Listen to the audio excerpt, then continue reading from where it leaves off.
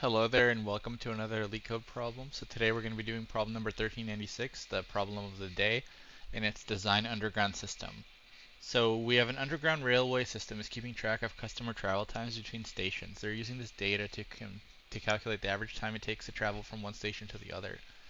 Implement the underground system class where you have a check-in. A customer can check in at a station at a time t.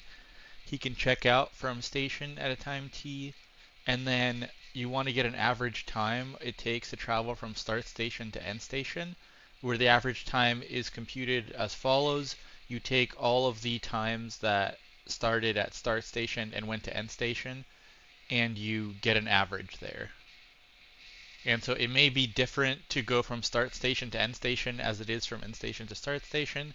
There's at least one customer that has made the trip before average time is called. And so it says that the calls are consistent. You're always going to have a check-in and then a checkout. You're never going to have a checkout, like you're never going to have some edge case like that. And so I think this question is pretty straightforward, right? So there are a couple ways we can do it. But pretty much all we're doing is we are just, like let's say we are at station 1, we go to station 2. Anytime someone makes this trip, we just say, okay, how long did it take? And then compute the new average. Well, how do we compute an average? So an average is the number of trips, right? So it's actually not the number of trips, it's the total time. So total time divided by the number of trips. That would be the average time. And so what we could do, it's pretty straightforward. we can have some kind of container for the trips, and we want to differentiate the trips by start and end station. So in that case, we can just use a dictionary with a tuple of, let's just call that S1 and S2 maybe, as the key, where S2 is station 2 and is station 1. And so anytime you end up at station 2, if you came from station 1, then you have something. Now, what do you want to store? Well, you probably want to store, there's a couple ways you could do this. For Python, we don't really have to worry about overflow, so we can actually just store the total directly. If you are using another language where you might have to worry about overflow, instead of using the total, you can store an average, which would be totally fine. I think you might lose some accuracy if you keep getting averages and keep multiplying them out, so it's kind of like a preference thing. But in Python, we're just going to store the total, and it's going to be pretty straightforward. Anytime we make this trip, we append to the total, and then we're going to store a list, right? So we're going to store a total and then an n, which is the number of trips. So anytime we have a new trip, we just increment n by 1, and then we add whatever the time difference was to the total. Now the other thing is we do need to, so in this checkout method, we need to figure out, okay, if you check out at a station, well, when did we check in? And so in order to do that, we need to have another hash map for the customer, right? So it's just going to be a hash map where the key is the ID, and then same thing, you can have a list of like station 1 and time. And so technically, you only need to update this when you check into a new station. So you have some customer ID, you'll have a station 1 and time, and then when you check out, you just say, okay, give me my customer ID, give me my station 1, and give me my check-in time, and then I can use that information to update this S2. And then once we are actually called to get average, we just simply key in here and we just do total divided by whatever n value is, right? Total divided by n to get the average time. So it's a pretty straightforward problem, I think, as long as you can implement it well. And then you can, if you actually do get this as a real system design question, you might want to think like, well, maybe I don't want to store these values in tuples. Maybe I want to have some kind of object instead, right? Because what if I have some more information that I need to store? Now it needs to be a triple and so on. And so that could be something you would talk about with your interviewer, but in this case, we don't need to do that. So, okay. So what do we need to initialize? We need to initialize the customer, right? So, okay, so we need to initialize customer equals, we'll just do this. And we also need to initialize the, what is this going to be called? Maybe travel or something. Probably can think of a better name, but for now, let's just go with that.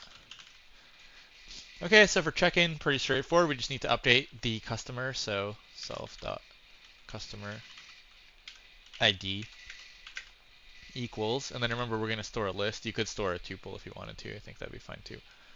So it's going to be station name T, all we need. Checkout's going to be a little more complicated.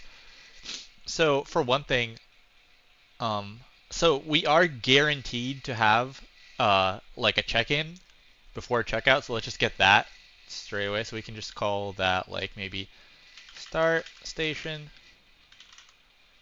and let's just say start time maybe, right? Equals, this is just self customer ID. So now we got those values.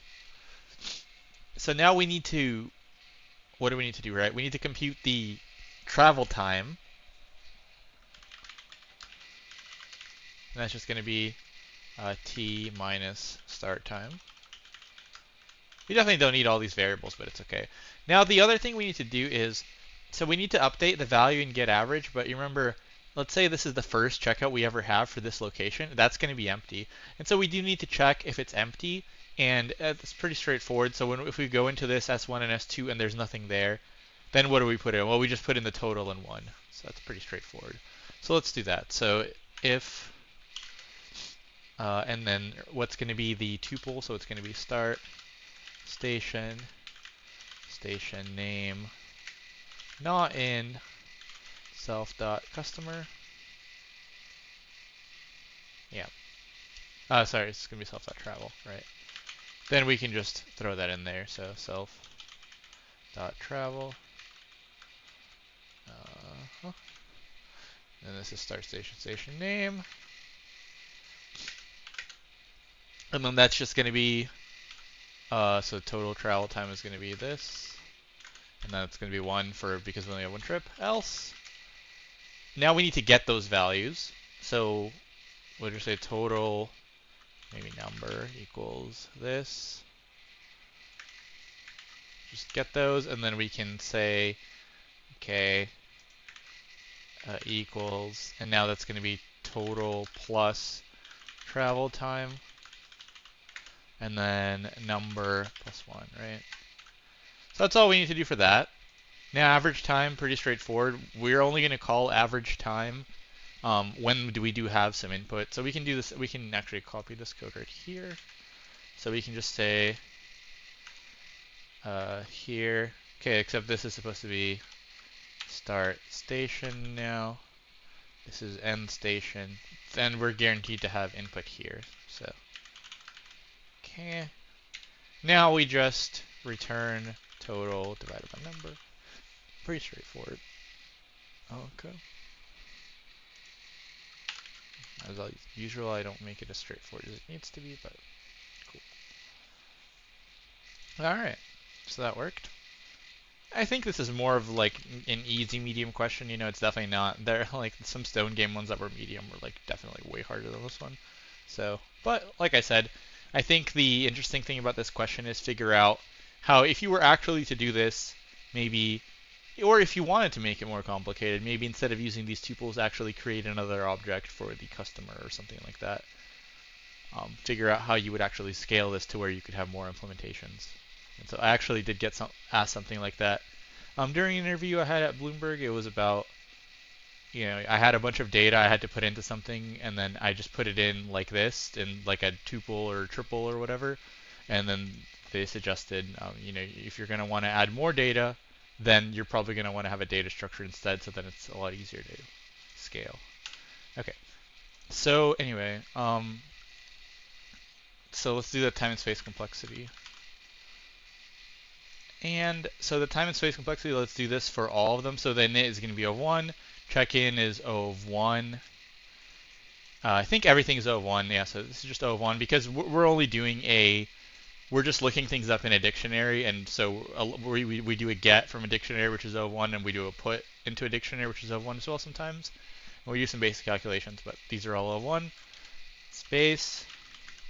So what can we possibly have? Well, so our customer, so however many customers we have, what's that? Station length doesn't say, okay, ID. Okay, let's just say this customer is O of ID, Let's say that. And then for the stations, um, so I guess worst case scenario, you would have, let's say you do travel from every station to every other station. Let's just say S is stations, in which case it would be S times S, right? So you'd have a start station and an end station, and you'd travel from one to the other. It would technically be 2S times S because I guess a squared. It would technically be 2S squared because, well, let's say you have station 1, 2, 3, 4, 5. You have to store 1 to 2 and then 2 to 1 as well, but that would just cancel out in big Go time complexity. So I think this is kind of what you'd have here, is you'd have, this is the first dictionary where you have the number of IDs of customers, and then the second one is going to have the stations, all combinations of stations.